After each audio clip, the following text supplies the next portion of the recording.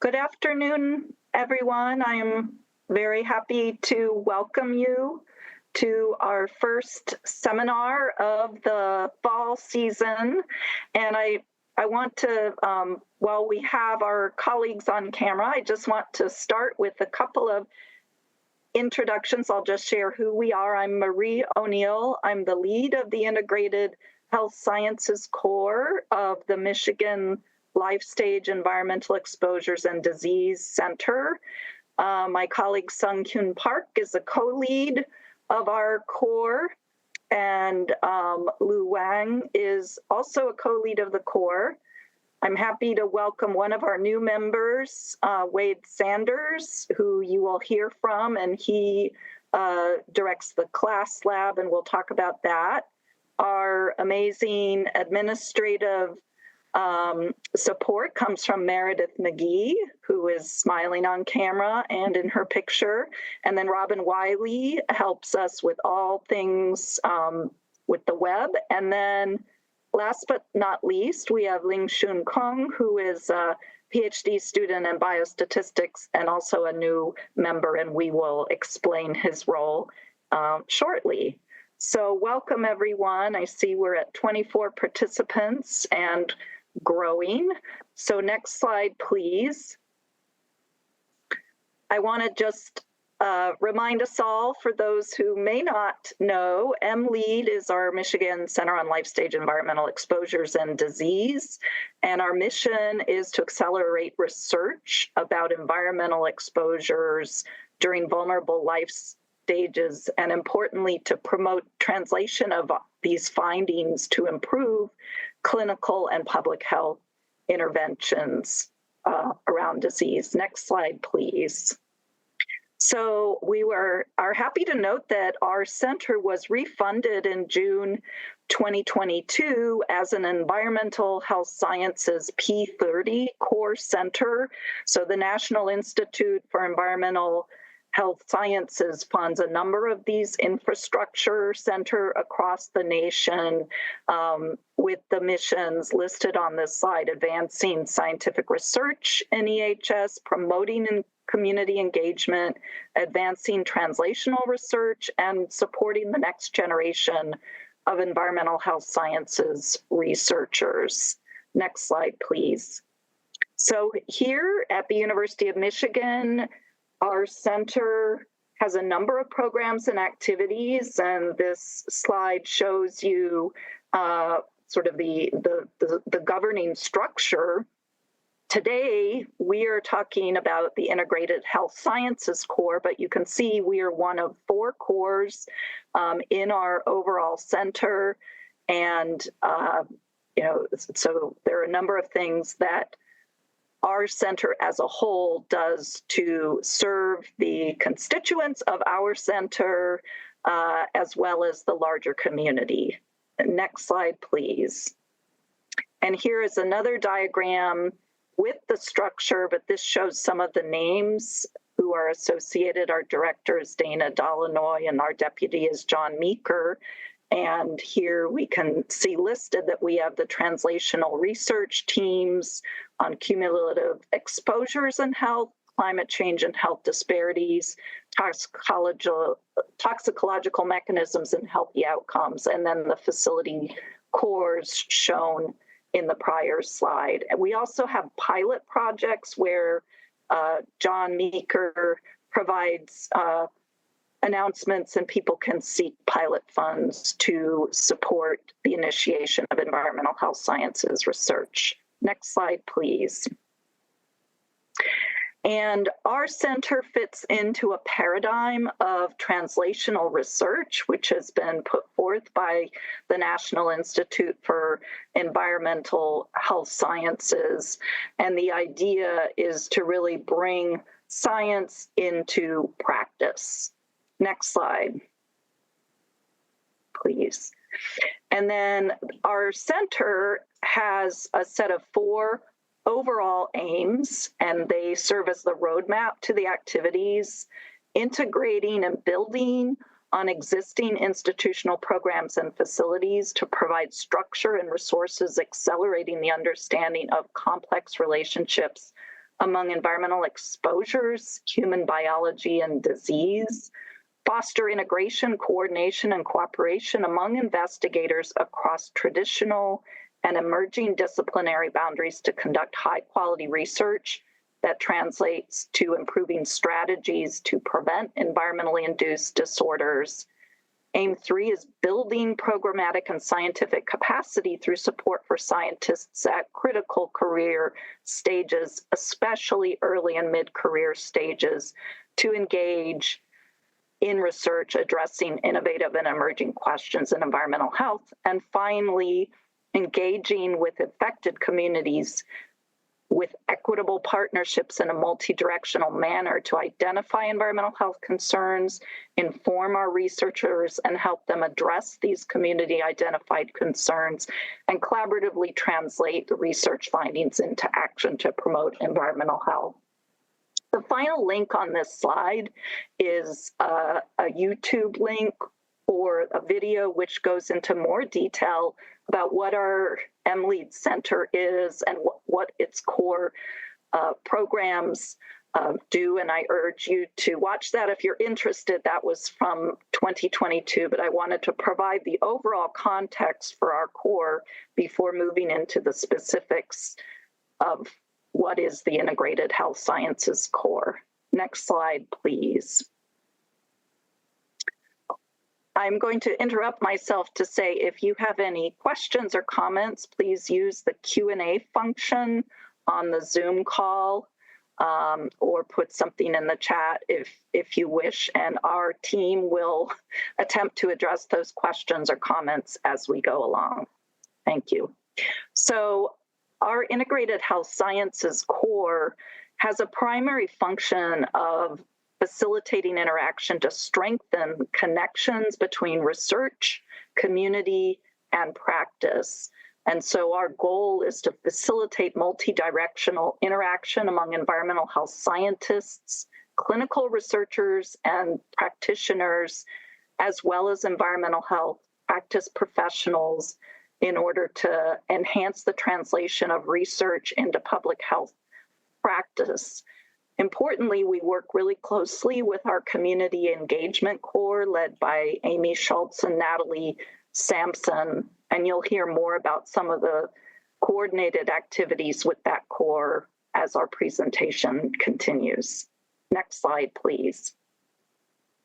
So this is an abbreviated version of the aims of our core.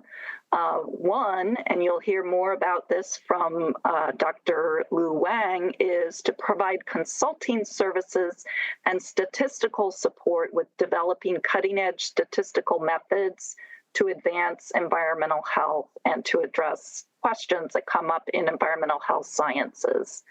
Second, a key function of our core is to work with our center members, of which we have around 70, M-LEEaD investigators, to ensure quality of research design, exposure assessment, lab analysis, and analytic methods, with specific guidance on establishing and maximizing the utilization of human and animal biobanks. Third, our goal is to promote collaborations that foster translational research, and we do this by hosting 2 annual workshops, one focused on environmental statistics and another on environmental health practice. And finally, we catalyze multi-directional partnerships with practitioners and community members to connect research on environmental risk factors to locations where people live, work, and play throughout the life course. Next slide, please. I mentioned biobanks, so one of our missions is to optimize the value and utilization of specimen and data resources for environmental research. We have a kiosk which can be searched to see what kind of biospecimens may be available to address research questions. We will be sending out a survey to M-LEEaD members to update this kiosk in the near future. Next slide, please. So with that, I am going to turn it over to my colleague, Dr. Wade Sanders, who's going to talk a little bit more about biospecimen support through the class laboratory. Yeah, thank you, Marie. Yeah. So I'm Wade, as Marie introduced. I'm the co-director of the class lab. Dan is the current director, although we're going through a transition period still. So I'm here kind of in his stead today, participating in this. So the Clinical Ligand Assay Satellite Services Lab, or class lab, also sometimes referred to as central. I don't know, the clinical and central gets mixed up all the time. We generally basically take a study design in your head and turn it into an actual study with all the nuts and bolts of the biospecimen logistics, collection, and assays considered. So one of the primary roles I play is as a consultant for people who don't even have funding yet, but are trying to figure out how to sketch out a budget, choose assays, choose biomarkers, and kind of just thinking through some of those things and passing on some of my experience with pitfalls that you might run into or considerations of what you might need to include in a collection kit or whatever it might be.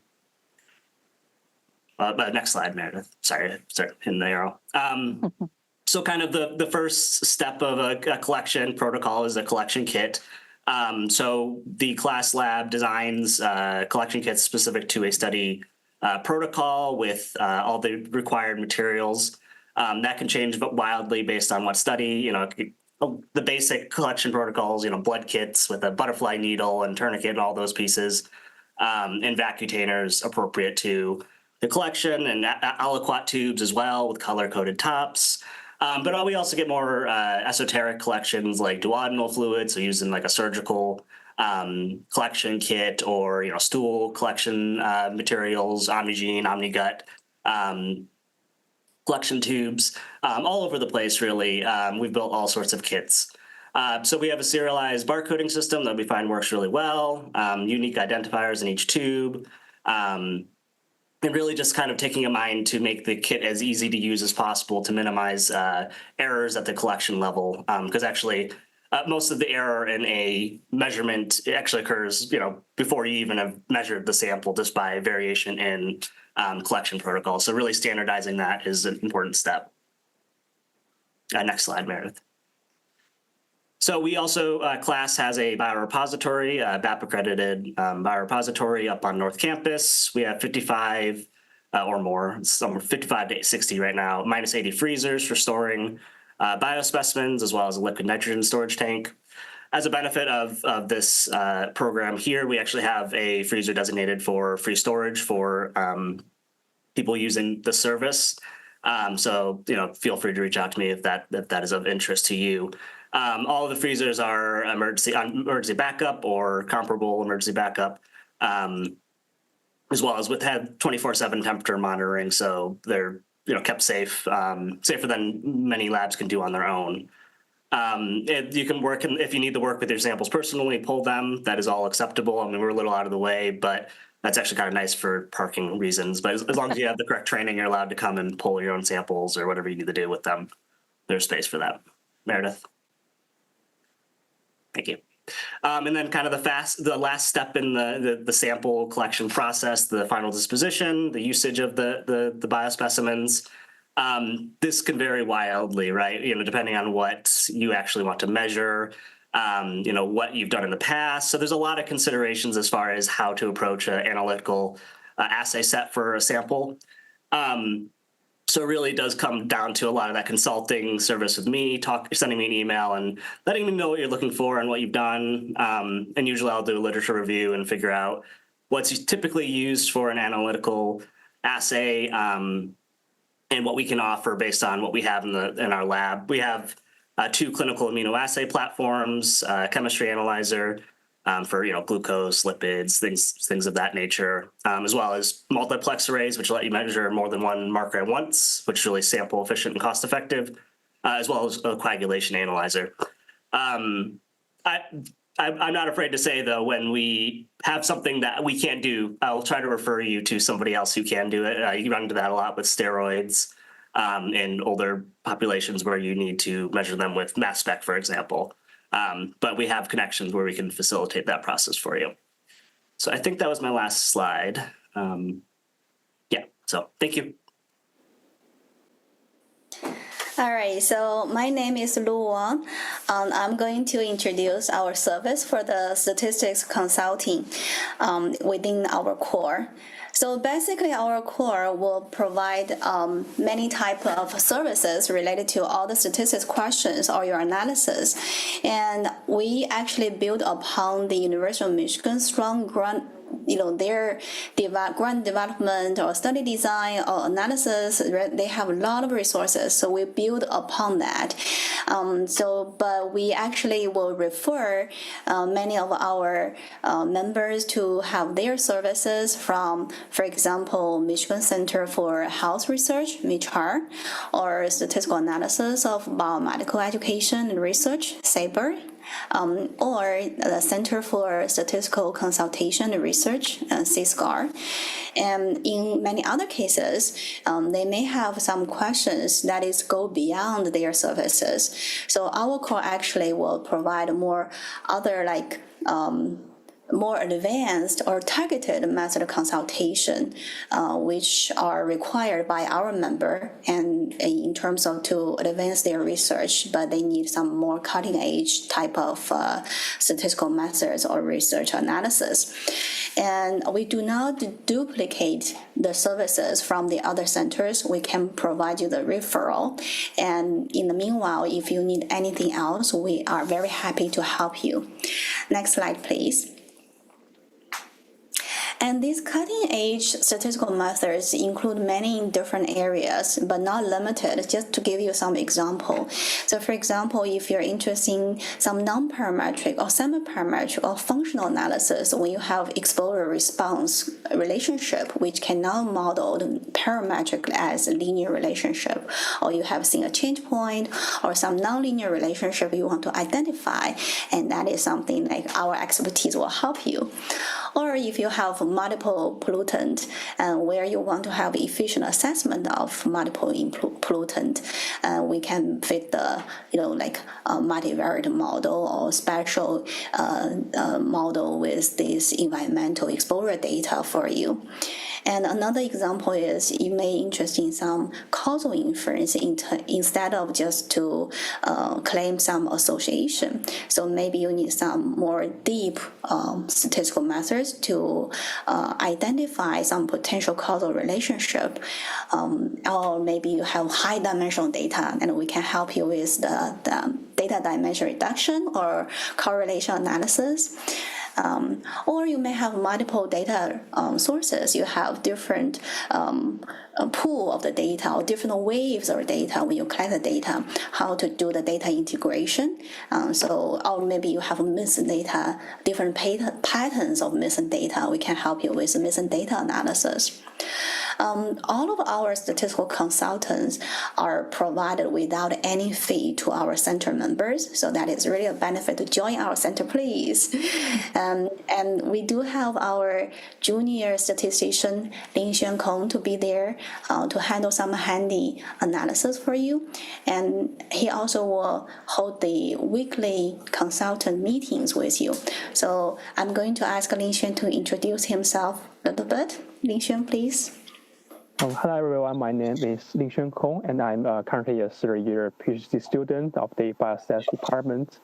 My personal research includes the dynamic treatment regime, survival analysis, multivariable analysis, longitudinal data analysis, and mixed effect models. My previous research also did some research in health policy evaluation through interrupted time series models and some general association between disease and the potential risk factors. Thank you. Thank you, Lin Xuan. Meredith, next slide, please. Thank you. So as I mentioned, Lin Xuan will be there on Monday afternoon from 2 to 4 weekly, and we have this environmental statistics practice workshops every week. And at the request, we could talk about some designs of your study or power sample size calculations, or even your analysis plan for proposals. So feel free to stop by, and we are trying to locate the place, and then once we have the location, and we are going to send out the announcement. Then another thing we will hold every year is called the Environmental Statistics Day Symposium. And that was actually held as a statistic week during the pandemic. But now we are back to be in person. We have this big event as a whole day event. Every year we will invite one keynote speaker to talk about some cutting edge, or there are many focused research area related to the environmental health sciences, but of course using those new or novel statistical methods. And then that speech will be followed by either panel discussions formed by our local researchers, or maybe some local environmental statistics research showcase talks. Typically, we form this kind of panel or a session by a few local professors or researchers or staff members or even postdocs, and then we'll follow with a social event with very, very delicious lunch. So I think that's pretty much all of the statistics part. So I'm going to stop here. Thank you all very much.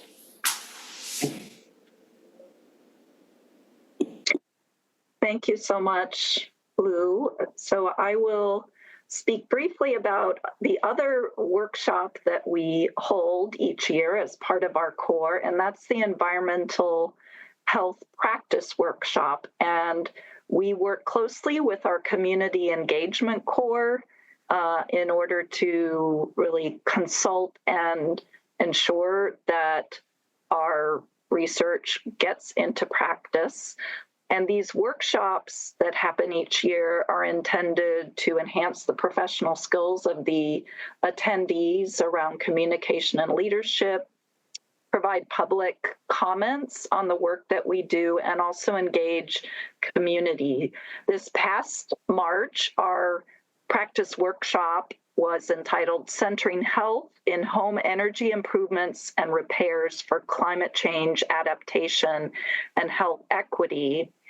And that workshop recognized long-term collaborations that many of us have with community partners in Detroit, addressing how important housing is for protecting inhabitants from climate-related exposures, from heat to cold to heavy precipitation. And we were very thrilled to have a large group of about 60 people, including many practitioners and community partners who work in this domain. And they were talking in specific about how important it is that homes be repaired and in good condition in order to receive some of the energy improvements, from weatherization to solar panels to other things that mitigate greenhouse gas emissions and also enhance health equity, because we know people are inequitably affected by climate-related exposures. So that was one example of a workshop that we held in Detroit. Next slide, please. Refers to some of the past workshops that were organized by our colleague, Trish Coleman. And one of them, just before the pandemic, I believe, was Climate Change and Health, what the science says, what we can do, using systematic reviews to evaluate population-level dose toxicity from endocrine active chemicals, and then also health equity at industrial scale. And the videos from these sessions are available on our M-LEEaD website.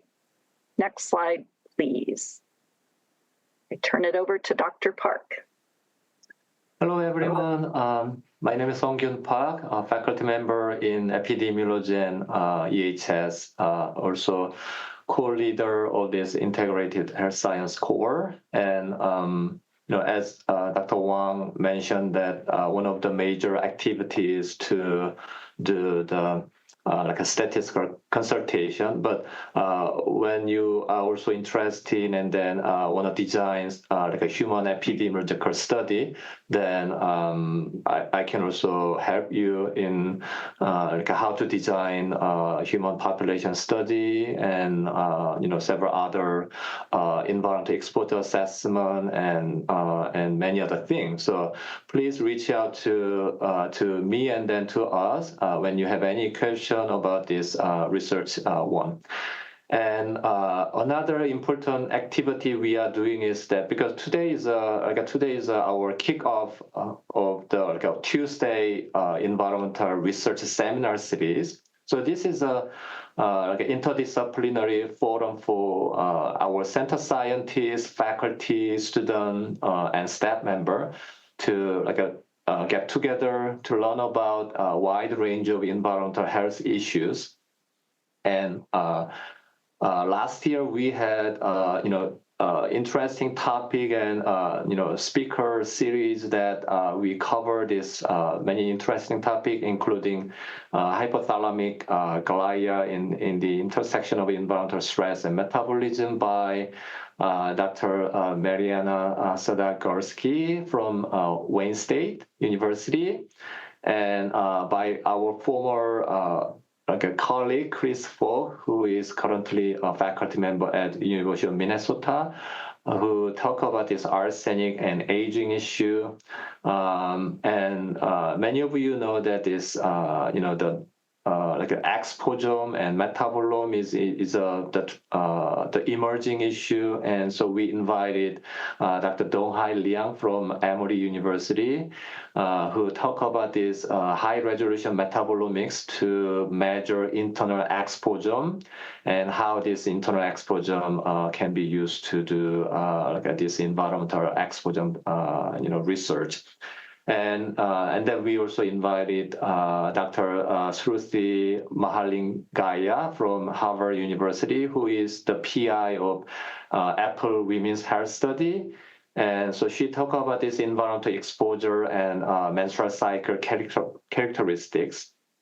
And finally, our current EHS master student, Andrew Hoover, who recently conducted a survey study about this PFAS perception and consumer behavior across Michigan. And as you can see in the this picture that, and then he gave this interesting topic, and not surprisingly, many people came to this seminar, and we celebrate this one. So this is one of the major activity that this integrated health science core is doing, together with the center member. Next slide. So this year's environmental research seminar series. So this is a bi-monthly or every other Tuesday. We meet this Tuesday lunchtime from noon to 12:50. And this year, there are several conversation about the what format we want to do, and we decide to do this the ER seminar series virtually. So we will meet with you every other Tuesday over the Zoom, and then you will get a seminar announcement before the seminar. And this year we also have a very interesting speaker lined up, and Dr. Ashley Marlin. So in 2 weeks, so she will be talking about fluoride exposure and cognitive decline, which is a very interesting and then a hot topic about this fluoridation in drinking water, and then what are the potential environmental health issue of this fluoride exposure. And the M-LEEaD also have a career the development program, and so we have a center scientist, and this year's center scientists are Meredith Paddy and Olivia Halobecki, who will speak about their recent study, and they are scheduled to speak on October 22nd and then November 19th. And the interesting topic is that these microplastics are important public health concern these days. And a recent study found that this microplastic can also deposit and then accumulate in the brain. And so we invite Dr. Matthew Campen at University of New Mexico, who conducted this study about this microplastic accumulation in the brain, and then he will be talking about public health impact of this microplastic and his recent studies. Next slide. And the same this Tuesday noontime, we also run this resident and researchers webinar series. So this is the goal of this is to bring the community and academic partners get together to address this environmental justice issue. And last year we covered several interesting topics, and then I only show you just two examples. And there's lead contamination and dust exposure. And this RNR series is led by the Community Engagement Core, and the Community Engagement Core leader, Natalie Sampson, will host this year's RNR series and then run this the webinar series. Next slide. So this year, we also have interesting topic lined up, including gentrification, health, microplastic, and I think the microplastic topic, the integrated health science core and then community engagement core will coordinate this the seminar and RNR series together to talk about this microplastic issue, and finally intersections of history and environmental health. Next slide.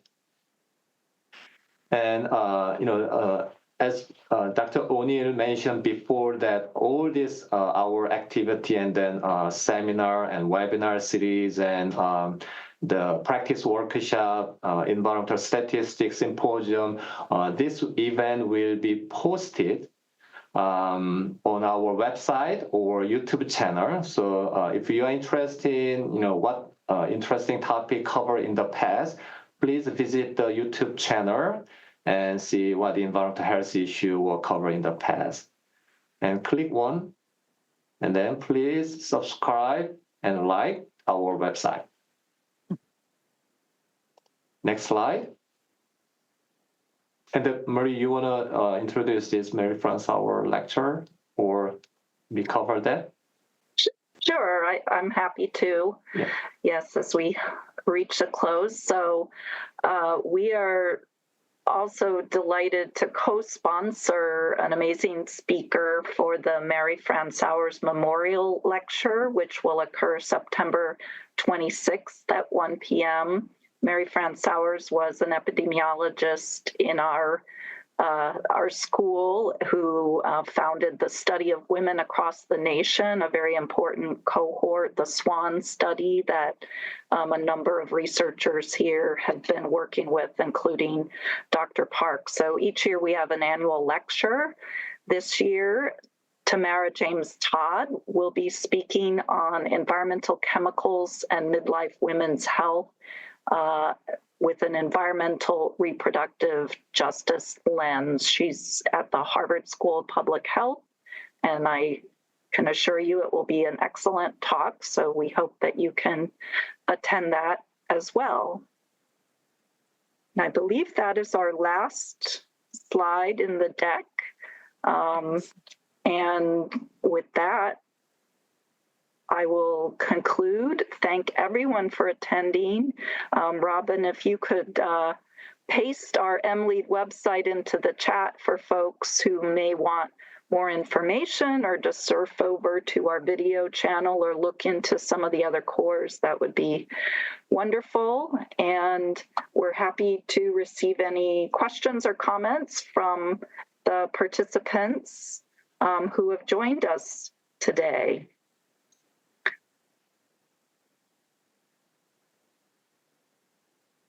And as Rose, our center administrator, commented, there is a lot to look forward to. So we're really happy to be able to present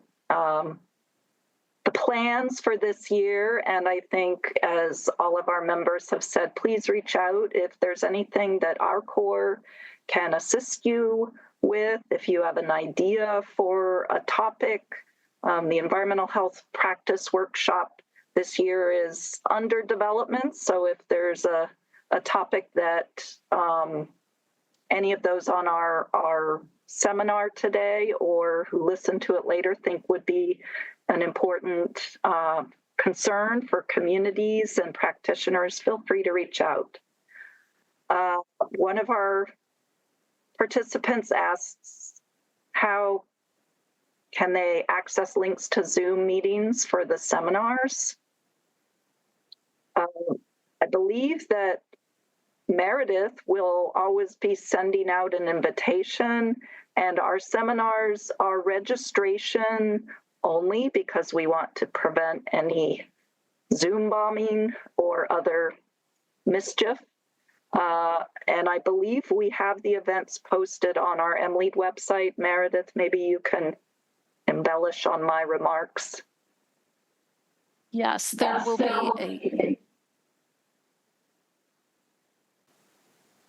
there will be a Zoom link sent out prior to each before each webinar, so people can register, and that information will be forthcoming. And then the SPH, I forgot the name of the newsletter, and so we this seminar series will be also the vector, right? The vector will include vector will include this, not only many other SPH event, but also this, M-LEEaD environmental research seminar series and RNR series and all other event will be posted and then announced through the vector. So you can find that information, but mainly the Meredith will email our the seminar series a week before, and then a day before, and then on the day. So you will receive 3 email, and so please register the seminar series before the event. Yes, and thank you to those who have provided compliments, including one of our adjunct colleagues, Dr. Osornio Vargas. So we're very happy to serve in this core and to be part of this overall center. So thank you, everyone. And I think we could probably end at this point because we are giving you a few minutes to enjoy the lovely day or do other important and noble tasks. So thanks all for joining us. We really appreciate it, and have a great day.